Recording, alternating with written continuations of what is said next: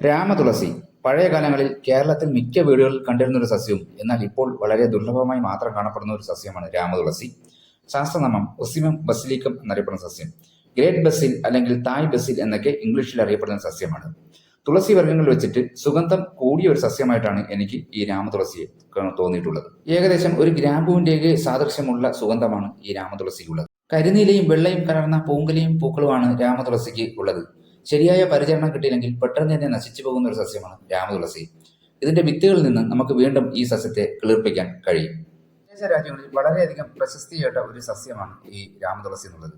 അതായത് ഔഷധ ഗുണങ്ങൾക്ക് പുറമെ ഭക്ഷണത്തിന് വേണ്ടിയും ഈ രാമതുളസി അവർ ഉപയോഗിക്കുന്നു.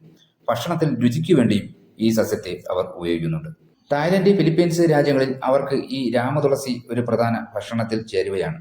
മാംസം, മത്സ്യം എന്നിവയിലെല്ലാത്തിലും അവർ ഈ സസ്യത്തെ ചേർക്കുന്നുണ്ട്. കൂടാതെ പാനീയങ്ങൾ ഉണ്ടാക്കാൻ ഈ സസ്യം ഉപയോഗിക്കുന്നുണ്ട്. ഭക്ഷണങ്ങളിൽ രുചിയും സുഗന്ധവും വർദ്ധിപ്പിക്കുന്നതിന് വേണ്ടിയാണ് ഈ സസ്യങ്ങൾ ചേർക്കുന്നത്. ഇറ്റാലിയൻ സോസുകൾ, ഫലൂഡകൾ എന്നിവയിലെല്ലാം ഈ സസ്യത്തെ അവർ ഉപയോഗിക്കുന്നുണ്ട്. ഔഷധമായി ഉപയോഗിക്കുന്നത് ജലദോഷം, പനി, ചർമ്മരോഗങ്ങൾ കൂടാതെ എണ്ണ കാച്ചുന്നതിനും ഈ സസ്യത്തെ പ്രധാനമായും ഉപയോഗിക്കുന്നു.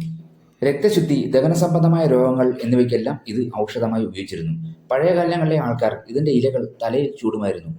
തലയിലെ മുടികൾക്ക് പ്രത്യേകമായ സുഗന്ധം ലഭിക്കുന്നതിനും കൂടാതെ പേൻ ശല്യത്തിനും ഇത് ഒരു ഔഷധമായി ഉപയോഗിച്ചിരുന്ന സസ്യമാണ് രാമതുളസി. രാമതുളസിയുടെ ഇലകളിൽ നിന്ന് വാറ്റിയെടുക്കുന്ന തൈലം കൊതുക്, പ്രാണികൾ എന്നിവയ്ക്കെതിരെയുള്ള ഒരു കീടനാശിനിയായി ഉപയോഗിക്കുന്നുണ്ട്.